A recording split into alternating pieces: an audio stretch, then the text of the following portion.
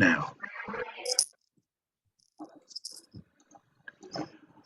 Welcome to another Zoom meeting and podcast of Here's Tom with the Weather for Monday. And this is not the preamble, it's the freeamble. That's freeamble. Here's Tom with the Weather on Monday is the podcast that examines recovery from every angle. A safe space for open-minded discussion about those issues or perhaps even taboos that affect recovery. These are the topics often whispered about in church basements or grumbled over by the bleeding deacons and the Big Book Thumpers that are verboten or scoffed at. We want to give free voice to those subjects that get those Alkie witches and warlocks burned at the stake, or at the very least, hounded out of their home groups. And a quick aside, we run this account for free, so we welcome any contributions via PayPal for those people who are listening on YouTube and on Spotify and iTunes. And our PayPal email address is gilwriter@hotmail.co.uk. That's GIL writer@hotmail.co.uk. Now, today, this is kind of the first one that we're doing on a Monday, and we're going to be talking about the BIPOC 12-step program, or BIPOC stands for Black and Indigenous People of Color. And our guest is, I'm very glad to introduce Emiliano L, who describes himself as being an atheist BIPOC AA member out of Sacramento, California. And with that, I'm going to hand you over for the first part of the meeting to our friend Joe C. Joe, over to you, mate. Hi, everybody. And Emiliano, it's so good to get to know you a little bit better here. I think one of the great things about Zoom is it can be, only our imagination limits us, right? Special purpose groups have always been a part of AA, and they've always been controversial. Whether it was women's groups or LGBTQ plus groups or secular atheist agnostic groups or young people's groups, there's always someone saying, AA's inclusive, you don't need that, blah, blah, blah. But whether you're a teenager in AA or a woman in AA, it's hard to be a feminist and love the big book, and and certainly I have always had an interest in why the underrepresented populations in where I live. I'm in Toronto. Toronto's a very cosmopolitan northeast city. We answer 911 calls in 150 different languages. I think Anglo-Saxon is less than 50% of the population now. It's a great place if you love ethnic food because there is everything in Toronto. It's fantastic. But our AA looks like 1950. Toronto, like it's just, it might even be going the wrong way in terms of properly reflecting the neighborhood it's serving.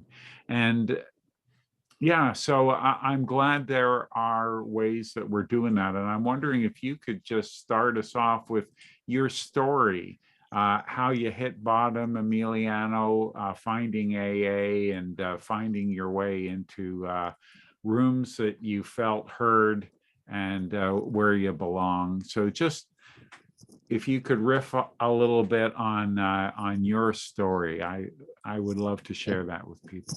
Yeah. Hi, my name is Emiliano L. I'm an alcoholic, and I'm really glad to be here today. I think for me, I first found AA through, I wanted to continue to be with this person that I was with, and she suggested I go into AA because she felt I had an alcohol problem, as well as another version of alcohol that that around that very stimulant type of alcohol. And so I had a problem with those two things, and I was like, well, I want to keep this girl, so I will go into AA. And I was immediately taken aback by the group that I was in, because they were very God heavy, and I didn't know anything about AA. I thought it was very cultish at first, and I was like, ugh, it gave me a bad taste in my mouth. But they seemed to be having, when they talked about alcohol, that they sounded like the way that I drank. They talked about really gnarly things that happened to them when they drank, and I remember I was in the back of the room, and I didn't, you know, nobody really greeted me or anything. Nobody really talked to me, but I related to a lot of those people, and it was mostly white men that were in there. But I related to them in the sense that, like, I also drank like that. I also destroyed my car. I also couldn't keep down a job. I also lost the woman that I loved. I also, got into other consequences of my drinking that led me into, other forms of alcohol. And I was like, man, this is, pretty, apologize for the wind. I, but I couldn't grapple like this, concept of like giving my will and my care over to, a higher power or to a God. But I looked over on the wall and there was an atheist agnostic meeting, and it was a free thinker meeting. And I went there, and I went there and I kept going. I couldn't stop drinking in between meetings though, but I would still go and I would talk to them about where I was at. And I didn't, and there was a couple of atheists with like 25, 30 years. And I was like, whoa, so it's possible. It's possible, and that's kind of like been my journey, is like trying to grapple the atheist agnostic part of myself also with trying to not drink myself to oblivion. And I've had my struggles. I've also like been, I've it took me a while to get where I'm at now, to be okay with the fact that I'm an alcoholic, and that I can develop a higher power of my own understanding, which to me is just like my fellowship. But yeah, I fell into the BIPOC like meetings when after, like, during the pandemic first started. And my once time partner, who's someone that I still admire to this day, and I and my other friend got together and started making BIPOC meetings in Sacramento. But those weren't the first BIPOC meetings. There was people of color meetings in Oakland that started like during Living Sober 80s. So we didn't like invent that or anything, but like that's what started populating. And I know that I needed that for my recovery, and so did a couple of my other friends. And so we started making BIPOC meetings in Sacramento, which was really cool. And then we branched out and met other people who were making BIPOC meetings in their area. My sponsor, who is in Seattle, is a part of his own sect of meetings out there. And we just started I got together with a bunch of other people. My other sponsor before is in New York, and she's a part of some, BIPOC meetings. And then we just kind of found each other on Zoom. And it was like this collective of individuals coming together, because like, for me, like there was a lot of things that I couldn't share at meetings that I drank about, that I would talk about, like certain violence that was perpetuated to me. I'm also a trans guy, I'm Mexican American. So there was like different things that I had to experience, and I would want to talk about it at group, but I didn't want to look like a punk, or look like I can't handle myself, but when I go to BIPOC meetings, especially queer BIPOC meetings, I could just say like, yeah, I got punked by the police today, and no one's gonna be like, oh shit, that's not relatable. Like, I don't know why you're making that correlating to your drinking. It's like, it's just a place where I could breathe, and I could talk about, man, this stuff makes me want to drink, and I don't have to worry about upsetting people or, causing disarray. But I didn't realize how much racial things impacted me, physically, emotionally, spiritually. When I go outside, a lot of my friends that I went to school with are either in prison or they're dead.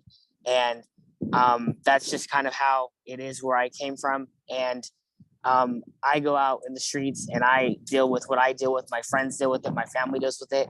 And it's kind of inherently in your DNA, how you walk, how you talk, how you have to deal with stuff, how you have to navigate things.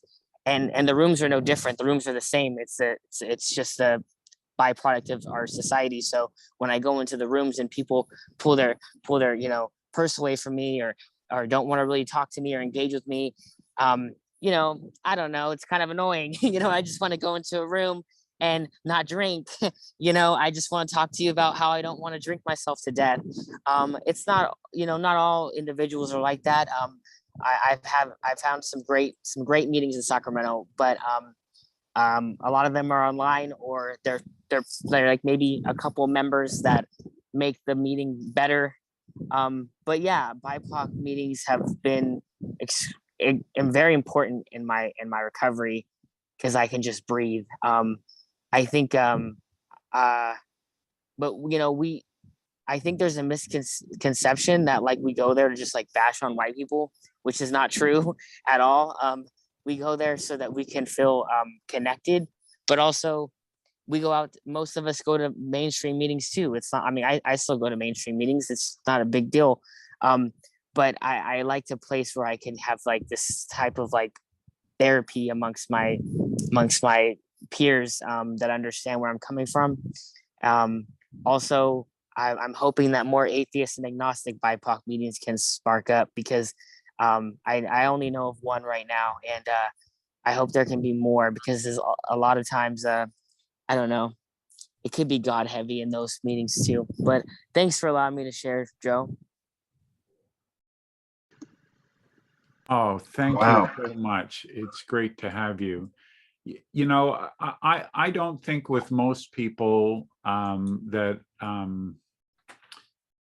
the cultural biases in AA are mean-spirited, but they are systemic. Just in the way AA is presented, like if you go to GSO, what do you see? You see pictures of infamous white people who started AA, and like I'm atheist agnostic, so in AA. I may feel like I'm, they're not telling my story, but when I walk out of that AA meeting and onto the street, they hand me my white male privilege card again, and I'm just sort of back in society, and I don't have to carry it with me 7/24, which, I try to at least be aware of for sure. But yeah, that's,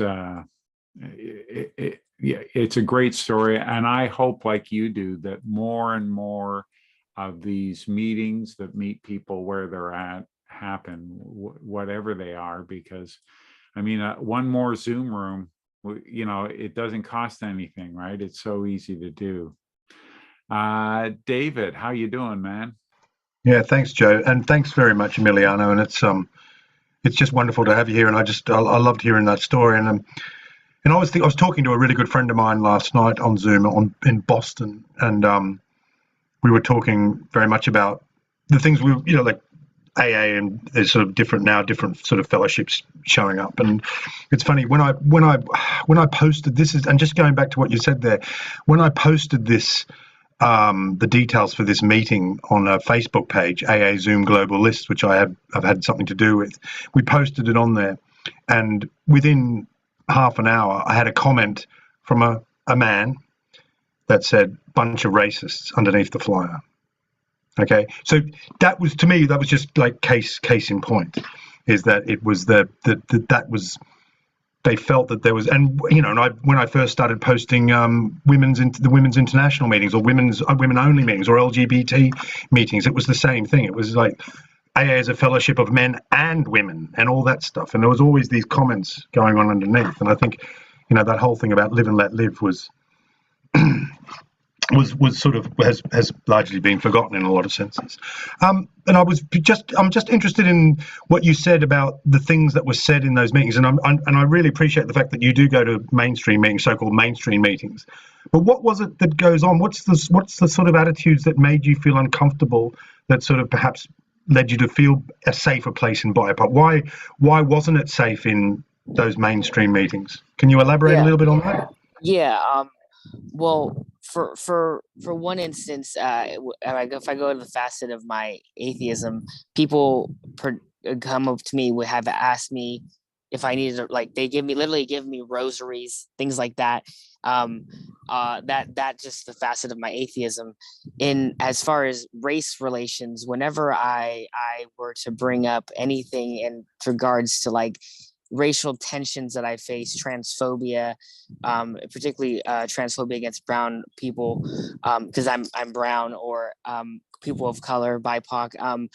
There would be like this tension, and people would come to me after the meetings and sometimes cross talk during the meetings and say, well, the phrase of is it's an outside issue, it's against tradition 10, or that's not part of our alcoholism. We all, we're all here for one primary purpose. And they would just throw the traditions at me, all of them, not just one, but they would use semantics to try to find a way to make me kind of stay in line and not to shake the consensus of the group, when other members would be able to talk about their jobs, their things that are not pertinent to quote unquote alcoholism. And I would just find out, well, how come what I'm saying is so is being treated like it's not against tradition, or it's against traditions. And could you give me an example, yeah. Emiliano? Sorry, mate, but could you give me an example of like a particular instance of how what was said and how you felt, and then what was in context? Yeah, in context. There was a Tuesday group. I'm not going to name the group. I was in, and I mentioned that I was dealing with a police situation, and the group members were kind of, they let me speak and stuff, and then another member cross talked about saying that the police shouldn't be in a share, essentially. And then after the group, I talked to the member because I knew her personally, and I said, hey, look, like, my situation with the police, it does impact my alcoholism. Granted, she said something because she was married to a police officer, so she took it some type of way that we shouldn't be bringing that issue into Alcoholics Anonymous. But for what she was not understanding where I was coming from, is I wasn't anti-police. I was like, this is my experience as a brown person with the police, which is why I'm bringing it up. And that was an instance where, like, I had to make the inference of like, this police situation is impacting my recovery, your sobriety. Yeah. Mm-hmm. Yeah. Okay, so what you're saying is there's sort of a lack of, because they're coming from a position of power, perhaps, and they're having a lack of empathy with your particular. It's contempt prior to investigation, I guess, in many senses. Is that is that how you felt? Yeah, I mean, I feel like there are many people of color, but I'll speak for myself, BIPOC members who suffer from what I go through. I mean, we can't walk down the street without being harassed. We can't be, we can't ride a nice car without being pulled over. All of that stuff impacts how we go through life. I mean, who doesn't want to drink after that? I mean, after being harassed or assaulted. I mean, and that's just my experience. I mean, can you imagine other Black and brown individuals, Native individuals who deal with that every day? And I'm just in Sacramento. You know what I mean?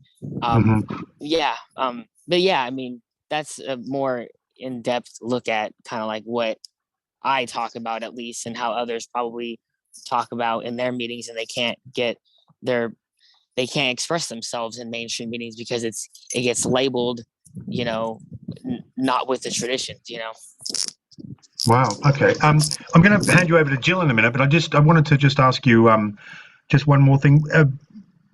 What would be the ideal meeting? And I mean, I'm not sort of saying this is one of those kumbaya moments where everyone joins together, holds hands, and dances around the maypole, and it's happy, joyous, and free, and we all love each other. But what would be the ideal meeting for you, in the sense that the steps had been, people had that steps, and they had that true anonymity, and we were all one. What's the ideal meeting for you? What would that look like? I mean, I think the ideal meeting would be a meeting where members of all, demographics and backgrounds could just hold empathy for each other. I mean, that's and abide by the principles of the program, because then there wouldn't be oh, you're not abiding by this tradition, or this is an outside issue, or all these things. If you're following the principles, then you could all have empathy for one another and their own experience as it relates to how they see it relates to their alcoholism. And that's just my idea of an ideal meeting. Love and tolerance, you mean? Yeah. Yeah. Like, like just love. Show me love that doesn't have tolerance. Okay. Yeah. Sorry. Love. You're right. Yeah. Yeah. I want to hear from Jill too, but Yeah. it gets me going, the idea of how the traditions are used as weapons to shut people up. I can't believe it. They are experiences from our past. They're not rules. You can't violate the traditions because they're not rules. Every group and member can take or leave them and still have rights-bearing privileges in AA, whatever it is. And show me an outside issue that is an outside issue when, I'm affected by drugs other than alcohol, when I'm affected by what's going on in the world, when I'm affected by my relationships and my financial status. And, please, show me an outside issue that shouldn't be spoken about in AA. And that if it's not coming from at least from a first person, this is my experience, this is my struggle today. It'd be one thing about talking about who AA should be behind in an election. That would be an outside issue. But in terms of personal experience, that's just such a horrible misunderstanding and mischaracterization of what the traditions are, and to use them as a way of just, not hearing people. Anyway, enough. I'll put my soapbox down now. You're going to fall off that in a minute. Jill, save me. Jill. Hey, Emiliano, thank you so much for being here with us. Your voice, where are you? I'm in Sacramento. I'm outside of my. Yeah. I was looking for the little square. Your voice is so important, and I'm so glad that you're here with us to speak about this issue. It's interesting to me how, we want to be inclusive. That's our primary purpose, is to help each other, right? Help each other along. Yet there is that alienation that can occur. Just me moving from Miami Beach to Asheville, North Carolina, I felt like I was from another planet. So I can't imagine. I really can't imagine. But the good news is Zoom has helped a lot of things change. It's helped a lot of meetings take root and new voices come up and with new concepts rising up. And that's so important because AA is slow to change. I was at a GSO, I was a GSR for a group, and I went to a GSO meeting, and you should have heard the dialogue. We're changing one word in the preamble, which finally got changed to people. You would have thought it was like a war. It was unbelievable. Like, if we can make things softer and more inclusive and less offensive, why not do that, right? But anyway, I'm very curious how your groups that you're starting are going, because I think that's so important, especially people of color being more prominent in Alcoholics Anonymous and other fellowships, and gender nonconforming groups that are starting up and springing up and rising up strong. So I'm curious how it's going and how you're doing that. Besides the Pentecost. Yeah. Thank you, Jill. I am fortunate to have so many friends who are of service, and me and a couple others were at the GSO topics last year, and wow, it was wild to see how there was still like this hold on like this, I guess, I mean, I was in Sacramento. In my area, some people were calling the book biblical and like a Bible, and I was like, wow, really? But I mean, I think it's really important for me and my friends and other friends that I haven't met yet that are part of this movement to make BIPOC meetings and to get GSRs and to get them to go to the assembly meetings and to bring forth different agenda topics and talk to their delegates and all that stuff that could help make more change. I know also there's a couple people I know that are working on committee work for getting Black stories into the new edition of the book, which is really important. And I hope that other groups could look to them for ideas and how to also put their own stories in there. So yeah, I think we're doing a lot of work and making it more accessible for Black and Brown individuals, Black and Brown individuals with accessibility needs, different needs. So yeah, I think it's really important to have those special interest group meetings. Hope that answers your question. It did. Thank you so much. Again, I'm so glad you're here. It's really good to hear you. Yeah. Thanks, Jill. And I'm just going to, unless Joe's got another question, I was just going to go to Pearl. Joe, have you got anything? Pearl. I'm just going to say, just before we go, I just want to make it clear is that we've reformatted this meeting, and people in here, as far as I'm concerned, I love AA and I love NA and I love the 12-step program. All we do, as I said in the preamble, I just wanted to be clear, this is not a gripe whinge session about AA.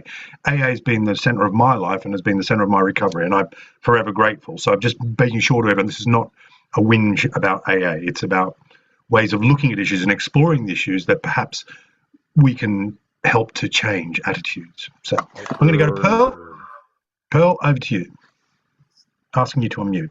I'm Pearl, and I am an alcoholic, and I'm so excited to be here and thankful for the share and thankful for this platform. I too love AA, but like everything else that I know that's human, it can always be improved upon. And I have been around 12-step fellowship for, it'd be 42 years in July.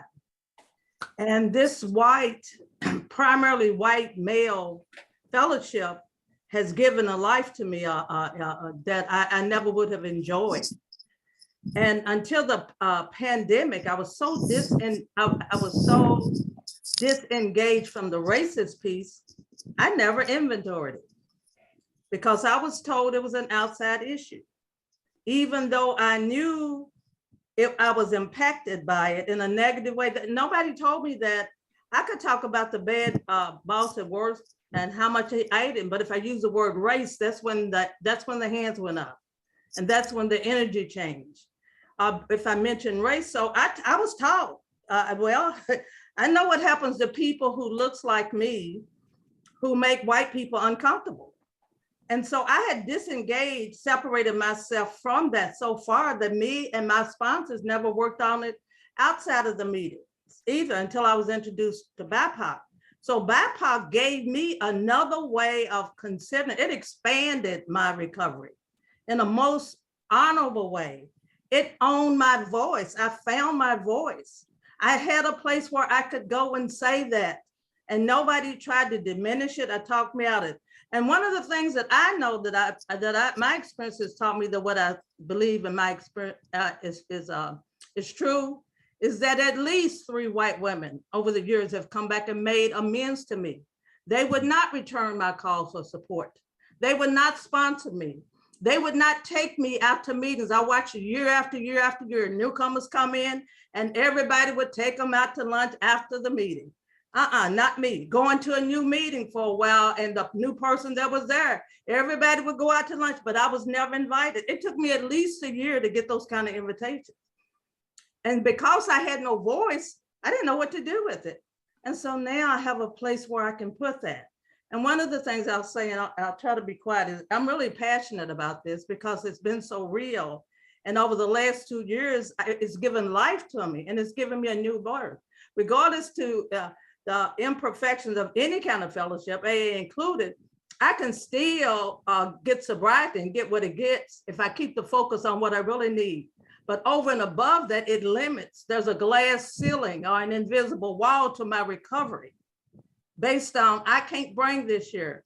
And during the pandemic, I love my fellowship. I love my hometown. I love where I live, and they've done a lot for me. But I have been excluded because I found my voice around racism. And these are people who I've been around over 40 something years. They're family. and they violated my confidentiality. They talk about me behind my back because they don't understand. And just in case nobody knows it here, I'll say this and I'll stop. Last year, the GSO said if a BIPOC person says racism is an issue, it is. It's a safety issue. They made that ruling just a few months ago. But you can have separate but equal, because every group conscious can make a decision whether or not you can talk about those. But for me, I just made the decision. I won't go into places where I can't take all of me anymore. I'm done with that. I can't go into places and say I can't talk about this shit. That's not what recovery taught me. Recovery taught me that I could handle anything. And I thought I was around a fellowship of people who would let me express myself without being so frightened by my experience that they try to minimize it, and that they would undignify me as if I don't know when something is happening for me. That didn't feel like love, and it didn't feel like inclusiveness to me. Thank you for letting me share. Thank you, Pearl. Jeff, how are you going to follow that? It was wonderful, Pearl. Thank you so much. Jeff? Hi, I am certainly glad I spotted this meeting. Thank you, Joe, for posting that up and making me aware of it. It's totally on my mind today. And when I saw that this meeting, I said I need to be there. I just came back from our area assembly meeting, and there's a little breakdown. Pearl, I understand Kentucky. My family is from there, so I understand what you're talking about. I can relate. Our population here in Oklahoma is 9%, almost 10% Black, 16% Native, 12% Hispanic. And that was 10 years ago. So those numbers have gone up since then. I was at our state assembly yesterday, and I could count on one hand representation at that state assembly by Black, Indigenous, or color people. And the amount of denial, I think that the thing about systemic racism is people are just unaware. They're so used to the system, they don't notice, you know. And I kind of agree with Joe. I don't think it's any bad intentions. It just happens the way it is. And so I believe I'm going to start attending this meeting because I need the language to express this problem so that people can hear me.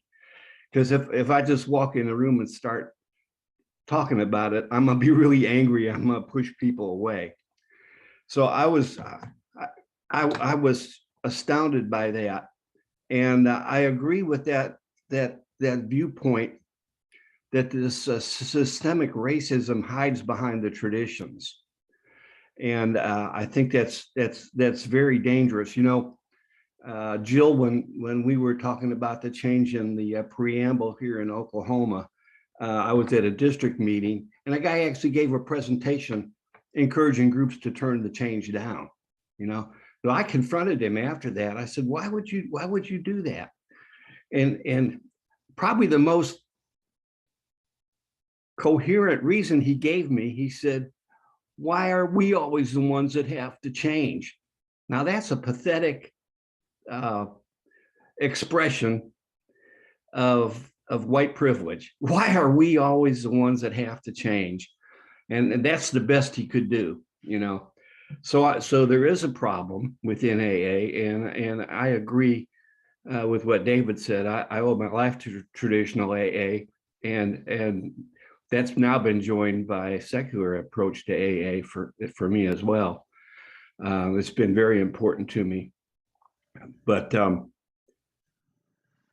change will happen, and I would like to be a part of that change. And I've become more bold in speaking out at traditional events. My big challenge is to do it in a way that I'm not abusing people. Mm-hmm. So I'll be attending and keeping a close eye on this group, because I think this is the place, just like secular AA helped me develop the language to express what was the turmoil inside. I think this can help me find a language to express what I see as reality here in my state and in AA.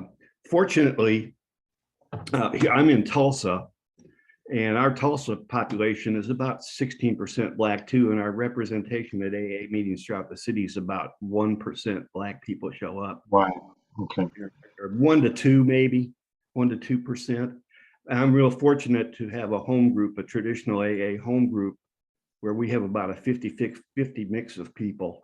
And it's the most vibrant group I have ever found in Tulsa. It makes all the difference in the world, you know. So I'll be back. And thank you for giving me a chance to babble. I don't know if I made any sense or not. Thanks. That's great, Jeff. Wonderful to hear. Sandra in Germany. Hi, everybody. I'm Sandra. I'm alcoholic. A little nervous to talk about it, but I wanted to quote my spiritual teacher, Ann Wilson Chefs. She always said, it's not the question if you are a racist or not, but how. And I did this thing in my home group. I have a dear sister. She's also my sponsee sister. And one day I asked her, can I touch your hair? And this was really inappropriate to ask her to touch her hair because she's from Africa. And this is what, but we could talk about it. We talked about it, and she taught me because I was not aware. And I felt really, really embarrassed about it afterwards, because it was my inner child wanted to touch this hair. But to hear how she felt and how it is from her side was so important for me. I will never ask this again, no matter how much I want to touch this hair. So, but we have to learn a lot. And this is why I appreciate when we really mix in meetings. I want to have gay people, transgender, all the variety of the human race. And I need to listen and do mistakes and stay. But the problem is we are very sensitive people and we run away. And I can understand why people want to have their own meetings and feel more safe. And I really can understand it, absolutely. And I think it's good. And I once attended my spiritual path is for many years I do ceremonies, the Red Road with Native Americans, and I went to this Native American AA meeting, and I was so fascinated by it. But I felt like I couldn't go there anymore. I was too white. I thought, no, let them alone. Let them alone. It was a beautiful meeting, but in a way, I felt uncomfortable to just be there and stay there. And yeah, maybe I should have stayed. I don't know, but it's a topic I appreciate the conversation and this podcast. Thanks, David. Thank you. You reminded me of a story, Sandra, of individual who was talking about confronting his own prejudice and sharing it as a white male heterosexual. And the story was he was young in the workforce and working with someone in Ottawa, Canada. Their desks faced each other. And the fellow, they were getting to know each other, and the fellow across the desk was talking about growing up gay and being gay in high school. And he said, oh, yeah, we didn't have any gay people in my high school. And they just looked at each other, and it dawned on them, of course I had gay people in my high school, but why would they come out to me with my homophobic jokes and, my posturing and that sort of thing? I would be a threat to them. And he could see it. It was just like, of course, right? And I'm part of the problem, right? And your story, Sandra, reminded me of that, and I think it's important because I've been, bi-curious and homophobic. like all of us are dealing with, our own biases. Some of them are subconscious, and we need to talk. If we're not talking about that at meetings, what the hell are we talking about? Cherie. from Tennessee. I'm an alcoholic named Sherry. Sherry. And Sherry. yeah, this is really interesting. It's really interesting. And you know, I've been just in the few minutes I've been on here, I've had a plethora of emotions and feelings about things that have been said, and me wondering, did I hear him say that? Did I hear that right? Did he say, you know, but anyway, yeah, it's been a very, very interesting journey. And, you know, when I came to AA, I had the gift of desperation. You know, I was so desperate for a different way of life. And I had been introduced to AA while I was in treatment 32 years ago I'm as a matter of fact. Yesterday was my sobriety date. And, you know, my town is a small town in Tennessee. I'm living here in Nashville, but that's not where I'm from. And, you know, it was white AA. It was just, I went in there and there they were, and I stood up and I asked for help, like my counselor had told me before I left treatment. You know, my counselor had warned me. He said, if you go to your hometown, when you go to your first AA meeting, I want you to stand up. And he said, I don't care if it's a room full of white people. I want you to ask them for help and they will help you. Now, this was a little dorky white man who was my counselor in treatment. And I just didn't connect the dots. I'm like, why is he saying that? And then I'm like, does he know where I'm from? He knew nothing about the town I was from, but he knew about Tennessee. And evidently he knew about the, you know, the makeup of AA and how, you know, most likely it was going to be white people that were going to be helping me. And I went there and I did exactly what he asked me to do. And I received that help that I needed to learn how to stay sober. But, you know, there were racial issues in there. And the racial issues, I was the one who identified the racial issues. Before I got there, they didn't think they had any racial issues, you know, but, you know, I got in there and I had racial issues. And, but, you know, it all panned out, and I received the love and the acceptance and the tolerance that I needed for the period of time that I needed until I could branch out and move on to go to meetings in Huntsville, Alabama, where, you know, there were more Black people there. I learned two things in treatment immediately before I left that treatment center in 30 days. I learned that I qualify to be in AA and you can't put me out, and AA is free. If I ain't got no money, I can still be here and get this. So I learned those two things. And then later on, you know, I learned about, you know, all the other things that I need to learn about. And the only requirement for membership is the desire to stop drinking, and that, you know, we're self-supporting, we're self-governing, you know, autonomy allows us to me, the autonomy tradition is simply God's way of saying, I know my children aren't perfect and you have the right to be wrong. The group has the right to be wrong. You know, they can make decisions based on self that will lead them into a situation that's not going to be good. But what I've seen happen in those situations were that somebody brought up the traditions, and then a tradition study was created, and then everybody realized that what they were doing was wrong and they changed it. Or they didn't study the traditions, they continued in the vein that they were in, and the group died. You know, so yeah, I've experienced some things. You know, I've heard people, like I was in the I was a GSR a couple of years ago before COVID, and I was at the area assembly, and we had a 4-step, we had an inventory of area inventory done. And then the next time we had a reading of the results, we had an ad hoc committee that came back and told us what the results were, which was really interesting. I had never, you know, been involved in an area inventory. And, you know, it was really interesting that person after person after person, mostly those old white dudes that had been former delegates, came up to that microphone time and time again saying, what we read in the big book, no problem here, Ma, ain't we glad the wind stopped blowing?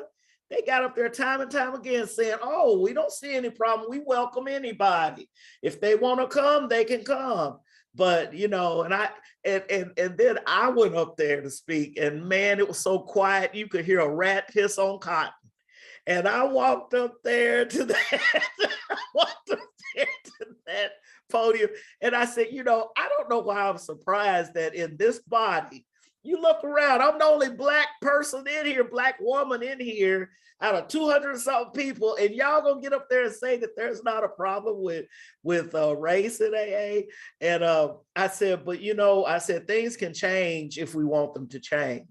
And I left. I didn't slam them. I didn't cuss them out. I didn't, you know, I kept my composure, but, you know, I said what I said, and then I went and I sat down. And after that, our area had a event for inclusivity, you know, because the topic was something about, from the GSO, was something about where are the people, where are they, or something like that, about they being those who aren't here. Where are they and why are they not here?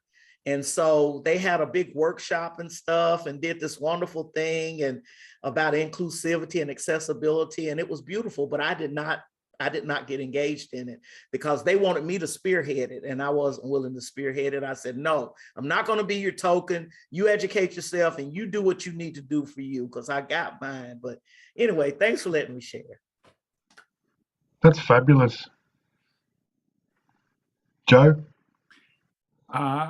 Wombo is up. Oh, Wombo in Germany. Hey, Wombo. Thank you. My name is Wombo, I'm an alcoholic, and I'm absolutely glad to be here. Thank you so much, Sandra, for spreading this podcast. And I am grateful that this is finding room and space, that we are finally talking about racism in the meeting. I have tried sometimes to talk about racism in the meeting. As a Black woman, racism does affect me, and I had also a lot of drinking episodes due to racism, for example. And sometimes when I talk about racism in a meeting, I hear people tell me, but in our meeting, everybody's welcome. And I have come to look at that as a form of silencing in itself. If I say, this is what is happening, and somebody tells me, no, but our meeting is not like that, then I understand that it's not okay to speak about this right now because it makes people uncomfortable. I have experienced everything, including N-words being said to me in a meeting, or people thinking that I don't want to go to the meeting because I probably want to go to the church. Like, do you really want to come to the meeting?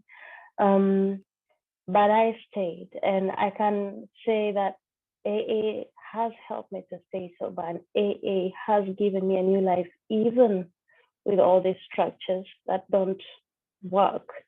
But I am grateful that we are talking about this, because there is still, especially in Germany and in Cologne, there is so few Black people and so few people of color. I've never seen a woman with a hijab in a meeting. Mm-hmm. And I always ask myself, it can't be that there are no women with hijabs who are alcoholics. So what are we doing? And like in every structure, it's in the pictures, it is in the language, it is in every fiber. And what I see is that more and more people are ready and willing to say, okay, I see that I do this, and what can I do? And also more and more Black people are willing to say, this is not working for me. It's not safe for me to come with this to the meeting. So I do appreciate that we are finding space and we are taking this as part of a conversation, because as I had, the traditions were made like that. When I read the traditions, and they could not allow prostitutes to come to the meeting, and they could not allow people who had done drugs. And with time, that has changed because we are alcoholics, and alcoholics look like me also. And it would be great to see that out there, that alcoholics can also look like me and can also look like a woman in a hijab, for example, and that alcoholics can be in a wheelchair, all this inclusive language, inclusive pictures. So I just wanted to express my gratitude that we are finding space to actually address this. Thank you for having me. I'm an alcoholic. Thank you. One of the things that our Ontario Regional Conference, in the main speaker room, there's a picture of Bob and there's a picture of Bill, and there's always stairs up to the stage. Now, it's not like the hotel doesn't have a ramp for people who have accessibility issues. It's just that AA has always done it that way, And sometimes I think we can help just by stopping doing the things that are, exclusive. NA in Toronto, I don't know about where you live, is more culturally diverse than AA is. But there's no pictures of white founders up. Like I'm not ashamed of our past, but why don't we have the pictures of the first AA lesbian or the first AA teenager, or like everything else, right? Like either none of it or all of it, like celebrate all our firsts or none of them. But just by taking away the things that make it look like an exclusive club, or I think that would be a step in the right direction, let alone empathy and understanding. Anyway, save me, John. You're up. My name's John. I'm an alcoholic. I'm just going to run out of power, so I better plug myself in. Lack of power is our dilemma. It's not a. Yeah. Thanks so much. This is brilliant. I really enjoyed it. So much was said. And when you were saying at the beginning, Joe, about what did you say? I had a stroke recently, so my memory is not the best. But what did you say? You said a safe space. Yeah. Providing a safe space, and I think that's so important. And oh yes, Emiliano, thank you so much for your lead. It was absolutely brilliant, and you used a great word, I think, is that of breathing safely in a meeting. Breathing safely in a meeting. I am biased. I'm a bigot. I hate angry people in AA. I'm afraid of them. I have to be honest with you. And I've noticed that I can't breathe when they're sharing. But most alcoholics, I think, have a good heart. Most. There are black-hearted people in Alcoholics Anonymous, bad-hearted people in Alcoholics Anonymous. And, when AA started in 1939, there was a group on the west side of New York, and they didn't let Irish Catholics in. There was no Irish Catholics allowed. I'm from Belfast in Northern Ireland, so I'm glad they got rid of that thing. But Wambo talked about change, and I think AA is changing. I think since the time I came in 45 years ago as an atheist, when they spoke about a power greater than themselves, they meant the Lord Jesus Christ, like they meant a Christian God. That's that's what they meant. But things have changed a lot over the years, and it's quite I'd say a large percentage, maybe 40% of people who come in now are agnostic or atheists. And also when I came in first, and I'm not trying to compare apples and oranges. I'm just saying is that there's been amazing change because of Zoom. When I came in, our group in AA in Belfast, I'd say 5% were women. And I'm greeter now on a Wednesday night, and it's the percentage, about 75% of the membership are women, and that's as a result of Zoom. it's just created this. Oh yes, Joe, you said about an inclusive or representing our community. It's not going to happen, I think, necessarily at physical meetings, but you see at Zoom meetings, there's the possibility of representing a diverse community. You know, I think in Alcoholics Anonymous. And look, there's also another element of it. Is that we came through a 30-year civil war here. I'd say half the people were Republican and half the people were loyalists. And so, look, we had members' families shot, and it wasn't mentioned at meetings. Now, I'm not saying that's good or bad. I'm just telling you is that I don't even know what I'm telling you. I'm just telling you, in a 30-year civil war, it was never mentioned. Now, does that, I don't know what that, if it means anything other than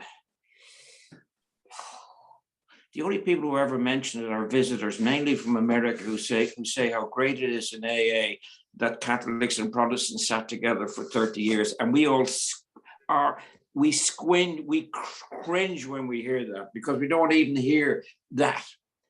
So yeah, thank God for change, and change will come. You know, Emiliano, Wambo, and Pearl, and you know, change will come.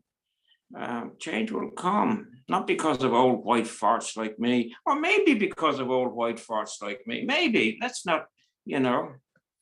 But I think what an amazing fellowship we have. And then Bill Wilson, when he was talking about young people, he says, we're not reaching young people. We'd have to do something to reach out to young people.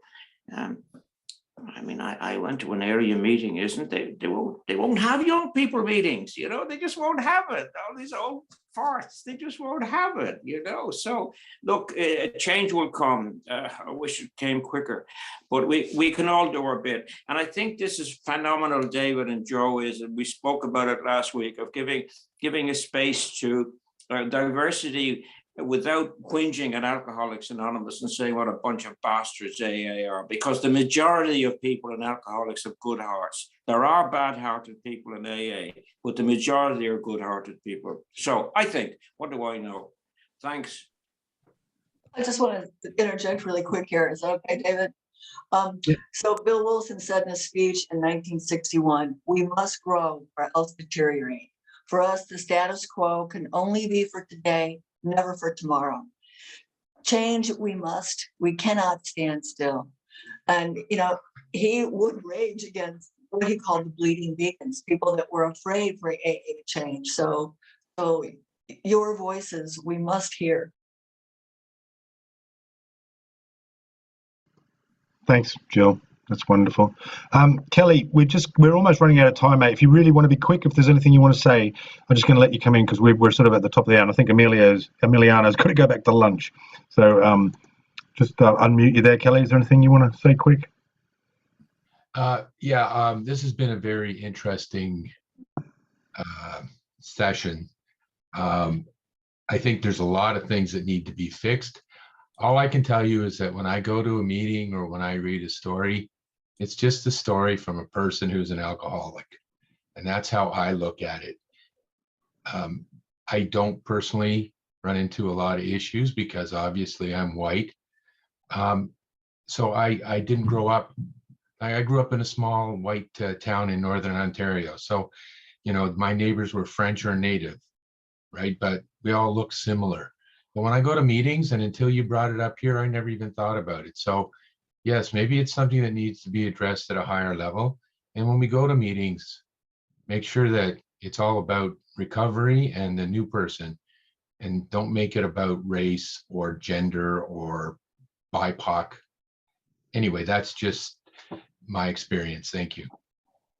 Thanks very much, Kelly. Thanks for coming along, and just spread the word about this. We're going to be here every Monday going forward at the same time, and we're going to be, as I said at the start, we're looking at all the different issues that face recovery, and not just 12-step recovery. We're going to be looking under every stone and looking at the issues that we think are important about taking AA forward into the future, because it's so important to carry that message.